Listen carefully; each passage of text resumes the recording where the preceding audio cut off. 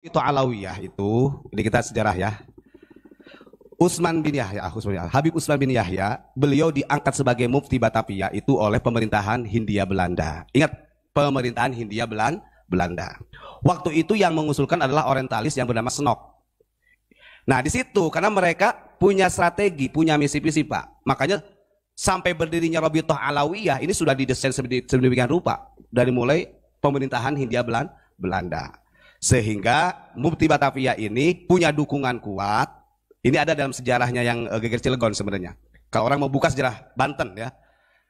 Dapat dukungan kuat dari pemerintah Hindia Belanda untuk mendeklarasikan atau membuat suatu lembaga yang namanya RA yang sekarang itu, Rabithah Alawiyah. Rabithah Alawiyah itu berdirinya setelah NU 2 tahun. Kalau NU 1926, kemudian kalau Rabithah Alawiyah itu 1928. Nah itu Pak. Jadi sebenarnya Mufti Batavia ini memang, ya kalau beliau katakan antek ya betul. Itu antek karena di desainnya diusung oleh pemerintah Hindia Belanda. Yang mengusulkan Snok.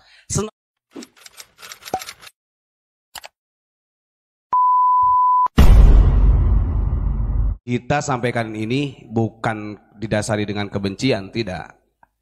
Apalagi kalau dikatakan Abuya Mama Gufron itu benci kepada Habaib, itu 2014 para Habaib itu se-Asia Tenggara itu datang ke Malang. Jauh-jauh hari Habib Taufik Assegaf yang sekarang menjadi ketua Rabithah Alawiyah itu sebelum jadi ketua Rabithah itu sudah datang duluan ke sana. Artinya kita tidak pernah membenci mereka siapapun itu, karena kita di sini menjaga ukhuwatul insaniyah, menjaga persaudaraan secara manusiawi. Tapi ketika ada sesuatu yang memang sebenarnya itu menjadi fudul, menjadi alasan mereka untuk membanggakan, kemudian mendoktrin umat dan lain sebagainya, itu beda lagi. Jangankan Abah Gufron, Imam Ghazali juga mengkritik, begitulah maksudnya. Bahkan yang beredar, wah itu kitab Ihya-nya palsu. Justru yang dihilangkan kalimat ini yang palsu dirubah. Kita sudah meneliti kitab ini. Gitu. Shallu ala Nabi Muhammad. Gini, saya bacakan ya. Imam Ghazali itu sangat hati-hati beliau. Saya barusan memutolaah dulu biar gak salah ya. Dengan adanya tipu daya, bukan setan di sini, tipu daya manusia yang selalu membanggakan nasab, kemudian mendoktrin umat supaya nyembah-nyembah kepada mereka. Ini sudah di warning keras oleh Imam Ghazali. Makanya beliau diawali begini, fanarjuhu biwasilatil iman. Walaupun kita banyak dosa, pendosa pelaku maksiat, mudah-mudahan kita berharap ampunan kepada Allah dengan wasilahnya keimanan. Minimal masih ada keimanan dalam diri kita. Artinya masih diistighfarkan oleh Imam Ghazali melihat keadaan Bani Alawi pada waktu itu. Jadi bukan zaman sekarang saja gitu ya. Kalau kita lihat dari tesisnya Kiai Imad itu betul, banyak sebenarnya yang mengkritik dari Bani Alawi, bukan masalah kebencian terhadap ukhuwah insaniyahnya, tapi banyak yang dijadikan fudul. Artinya berlebihan. Artinya dibuat sandaran mustanadun lah. Jadi sandaran untuk supaya masyarakat itu tunduk. Kan tidak sedikit orang yang mengatakan di dalam diri saya ini mengalir darahnya Rasulullah. Kalau kita kaitkan, sebenarnya kalau dengan bahasa Qurratul Uyun sendiri pun itu sudah tertepis gitu kan. Nanti ya. Begini, ini kadang-kadang kan yang memframing di YouTube itu macam-macam. Wah, saya sekarang malas ikut Abuya Mama Gufron. Abuya Mama Gufron sudah berani menentang Habib Lutfi, kan begitu. Macam-macam dibentrokkan di media. Makanya kalau Abuya memberikan komando kepada para santri jamaah bisa dilawan karena mereka tidak paham yang aslinya seperti apa. Kalau memang berani bertabayun, monggo, pondok unik ini welcome. Gus kalem Gus. Memang Abuya tidak melawan, jangan melawan. Yeah. Pemaaf. Hizib Gufronnya pemaaf. Tapi anjingnya NKRI yang melacak. Masalah Muhammad. Sallallahu alaihi. Begitu ya. Perlu saya catat, justru yang dihilangkan di jilid 3 di kitab Zammil Ghurur yang menjelaskan tercelanya bahayanya tipu daya itu yang dihilangkan, itu yang palsu. Maka kalau yang sudah diganti, dihilangkan, nggak akan menemukan keterangan ini gitu.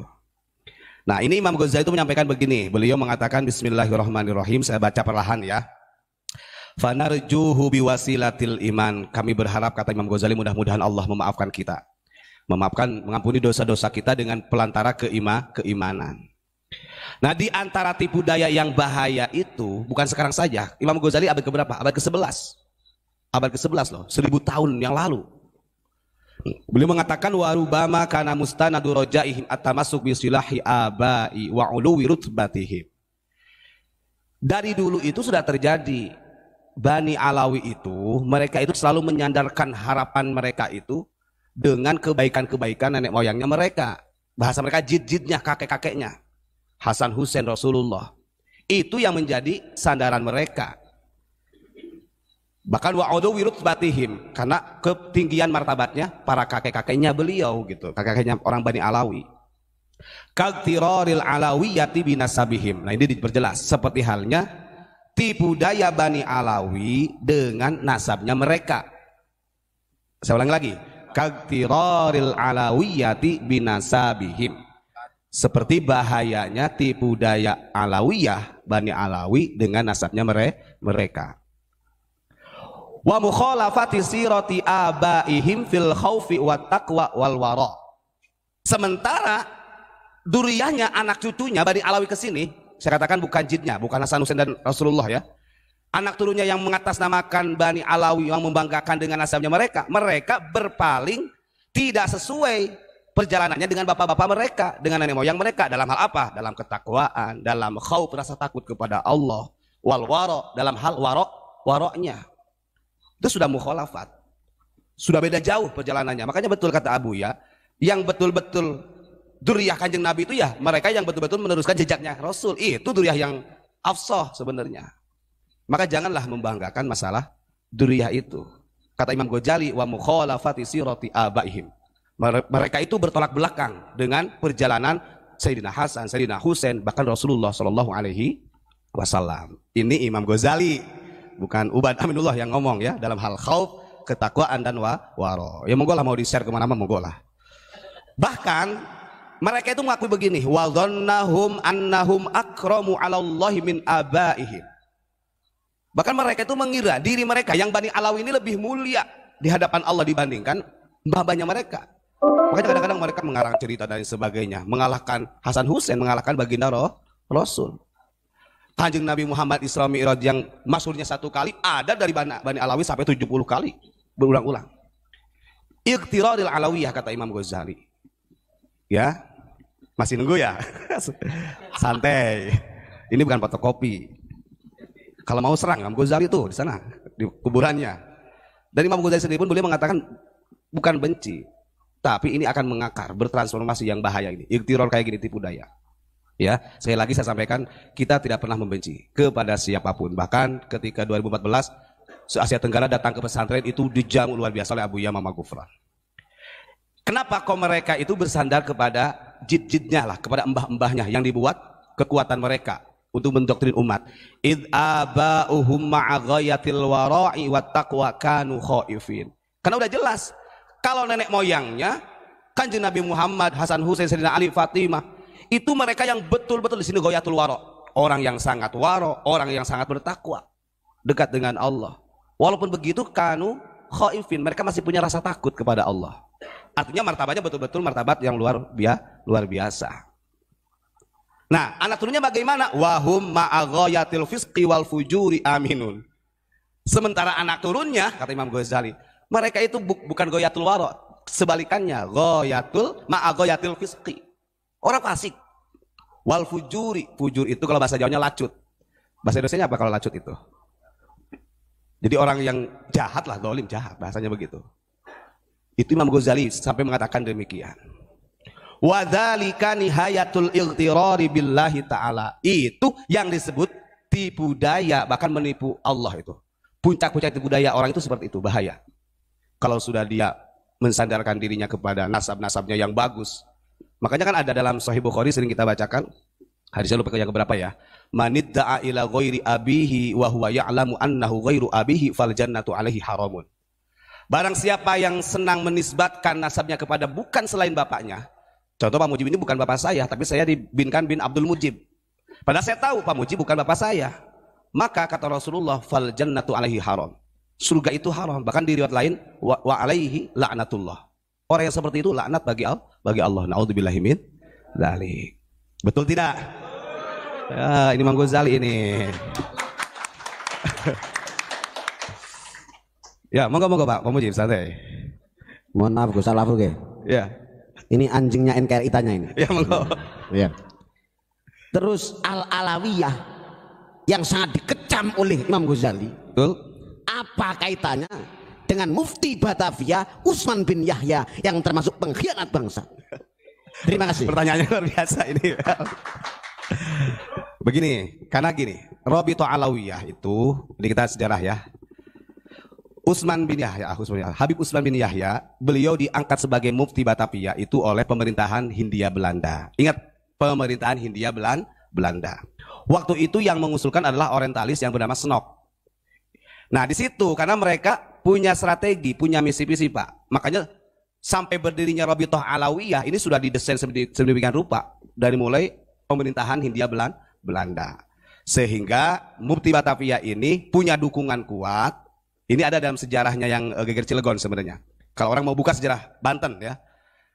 Dapat dukungan kuat dari pemerintah Hindia Belanda untuk mendeklarasikan atau membuat suatu lembaga yang namanya RA yang sekarang itu Rabithah Alawiyah. Rabithah Alawiyah itu berdirinya setelah NU 2 tahun.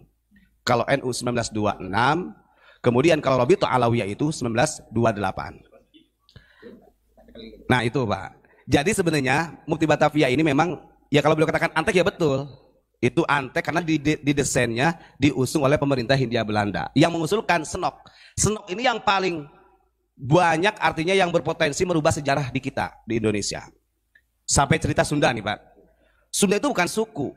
Nah di zaman orientalis itu dijadikan suku. Padahal Sunda itu peradaban. Kalau kita lihat dalam tatanan Sunda, Sunda itu peradaban. Makanya sampai ada provinsi, kabupaten. Ini perbuatan siapa nih yang sampai di kotak-kotak itu? Maka campur tangannya tetap ada campur tangan pemerintahan Hindia Belanda yang pada waktu itu yang diangkatnya adalah sebagai mufti itu bukan orang Indonesia tapi imigran namanya Habib Utsman bin Yahya. Terus tanya lagi, mohon maaf, ini harus dipertegas. Rabithah Alawiyah sendiri ya. Itu yang mengangkat siapa Gus? Jelas, Rabithah Alawiyah ini sudah jelas ya dalam sejarah sudah. Bahkan kalau kita di googling itu sudah ada. Itu yang mendirikan tetap Belanda. Jadi yang mendanainya itu Belanda. Berarti ada kaitannya dengan mufti pengkhianat Utsman bin Yahya. Betul. Karena beliau terang-terangan ketika terjadi geger Cilegon, waktu itu dari murid-muridnya Syekh Nawawi, murid Syekh Abdul Karim memerintahkan untuk jihad Pak. Geger Cilegon itu justru Mufti Batavia pada waktu itu membuat kitab namanya Manhajul Istiqomah. Di situ justru mereka menganggap para ulama dari murid-muridnya Syekh Abdul Karim, murid Syekh Nawawi dianggap sebagai istilahnya yang merusak tatanan gitu. Dianggap musuh. Makanya akhirnya di situ mulai sadar oh ternyata Mufti Batavia ini adalah antek dari mereka. Bahkan yang mengusulkan untuk dihukum gantung, dihukum mati ulama-ulama Banten itu rekomendasi dari Mufti Batavia pada waktu itu. Gitu Pak. Terus gini Gus, mohon maaf ya. Ini anjingnya NKRI punya analis ya. Menganalisa kenapa Krakatau itu sampai meledak. Nah gimana itu Pak? Gimana? Meletus. Berarti ini bagian Pak Mujib. Gimana Pak itu Pak? Gimana? Itu kalau melihat flashback ke Al-Quran ya, Doharul fasadu fil barri wal bahr, tampak nyata kerusakan di darat maupun di laut. Bima kasabat aidihim, karena ulah tangan-tangan mereka. Apakah itu bisa masuk? Karena termasuk kejadian Krakatau itu akhir era 19 abad. Berarti masa-masa Mufti Batavia, masa-masa mereka Belanda yang tidak hanya menjajah tapi biadab yang tidak punya sifat kemanusiaan. Kira-kira analogi semacam itu masuk enggak? Oh sangat masuk Pak. Itu sebagai hujah betul. Oh ya, tepuk tangan dulu tuh. Luar biasa Pak Mujib semangatnya ya. Bahkan ini saya lanjutin dulu ya. Ini kan barusan sedikit terpotong. Doktrin yang sampai sekarang kita kan sering mendengar ya. Ada bahasa pokoknya kamu mau sholat gak sholat asalkan takdim sama duriyah kamu dijamin surga, kan banyak. Dan itu banyak beredar di media seperti itu. Di sini ada faqiyasus syaitani lil alawiyah anna man ahabba insanan ahabba auladah wa anna allaha qad ahabba aba'akum fayuhibbukum fala tahtajuna ila ta'ah. Nah, ini doktrinnya hebat nih. Mereka sering mengatakan kalau cinta kepada Kanjeng Nabi, cinta kepada Hasan Hussein, maka harus mencintai keturunannya, anak-anaknya. Karena Allah Subhanahu wa taala itu setelah mencintai mereka gitu kan. Nah, kalau kita mencintai mereka sebagai dzurriyyah Bani Alawi, kata mereka, Allah akan mencintaimu bahkan fala tahtajuna ila ta'ah. Gak perlu kalian taat itu. Artinya kecintaan kepada mereka lebih utama dibandingkan ketaatannya. Nah, ini kan doktrin yang sangat luar biasa. Padahal wayansa al-maghruru anna Nuhan alaihi salam arada ayastahiba waladah ma'ahu fis safinah. Banyak orang yang lupa sejarah tentang Nabi Nuh. Nabi Nuh itu kan punya anak yang namanya Kan'an. Namanya orang tua pasti ingin Kan'an ini selamat dari api neraka. Bahkan mengajak berulang-ulang kepada Kan'an untuk ikut perahu atau bahteranya Nabi Nuh. Tapi apa yang terjadi? Fakana minal mughriqin. Justru Kan'an malah tenggelam. Artinya kesimpulan dari keterangan Imam Ghazali, sekalipun itu kalau toh benar mereka dzurriyyah Rasul, andai kata betul ya, maka tidak menjamin keselamatan mereka di surganya Allah. Kita pernah dulu tahun 2019 kalau nggak salah itu di Malang mengadakan seminar. Waktu itu yang dibahas tentang masalah Ahlul Bait. Ini berkaitan dengan Ahlul Bait. Kita sering dengar mungkin ada yang mengatakan semua dzurriyyah Kanjeng Nabi itu dijamin surganya. Ada mubalik atau oknum yang mengatakan begitu. Seakan-akan dzurriyyah Nabi Ahlul Bait itu semuanya dijamin surga. Karena referensinya ayat itu, wa yutahhirukum ahlal baiti tathira. Sebenarnya kalau kita lihat dalam beberapa tafsir, termasuk dalam tafsirul bayan, itu hanya ada 5 orang. Wakila sitah, ada yang mengatakan 6. Yang dikategorikan ahlul bait itu ya Kanjeng Nabi, Ali, Fatimah, Hasan, Husain waktu masih kecil. Ini yang riwayat 1. Riwayat keduanya 6 orang sama khodimnya atau pelayannya. Namanya itu lupa lagi namanya. Tasariyah atau siapalah. Ceritanya begini, Kanjeng Nabi itu kan perilaku Kanjeng Nabi kepada Hasan Husain, ini kita cerita sejarah. Karena Kanjeng Nabi seorang Rasul, artinya selalu diberi ikhbar oleh Allah. Tahu nanti anak cucunya nanti matinya seperti apa. Bahkan beliau itu dalam riwayat hadis, kalau ketemu sama Hasan yang masih kecil umur setahun begitu, itu Kanjeng Nabi kalau ketemu pasti Hasan dicium bibirnya oleh Kanjeng Nabi. Kalau Sayyidina Husain adiknya yang dicium lehernya. Nah, kenapa Kanjeng Nabi melakukan hal itu? Karena Kanjeng Nabi tahu kelak Hasan ini akan terbunuh dengan racun. Sementara Husain nanti akan terbunuh dipenggal. Kanjeng Nabi itu melihat maha tahu, artinya diberitahu oleh Allah Subhanahu wa taala. Terus setelah itu Kanjeng Nabi memanggil Fatimah sama Ali, dan itu fi hujrah, di kamarnya. Sayyidina Ali, Fatimah dipanggil di kamarnya. Kemudian Hasan Husain masuk ke kamar baginda Rasul yang masih kecil, didudukan di pangkuannya. Hasan di sebelah kanan, Husain di sebelah kiri.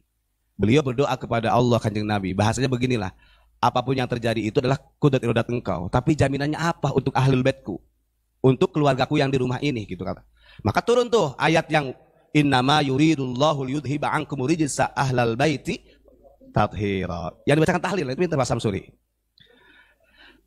Maka turun ayat itu sebagai nas bahwa ahlul bait yang pada waktu itu didoakan oleh Kanjeng Nabi itu yang dijamin surganya. Berarti siapa? Kanjeng Nabi, Hasan, Husain, Fatimah, Ali. Lalu si pembantu itu bertanya, ya Rasul, lalu aku bagaimana? Apakah saya termasuk min ahli? Qala, Kanjeng Nabi menjawab, anta min ahli. Naam, engkau adalah keluargaku. Makanya di riwayat lain ada 6 orang yang dikategorikan ahlul bait yang memang dijamin surganya oleh Allah. Terlepas itu ya tidak termasuk. Makanya waktu itu dalam hadisnya itu cara menandainya sebagai ahlul bait Kanjeng Nabi itu dengan pakaiannya, jubahnya. Hasan Husain yang duduk di pangkuannya, Sayyidina Ali dan Fatimah itu ditutupi dengan jubahnya Kanjeng Nabi sebagai bukti ahlul baitnya di situ.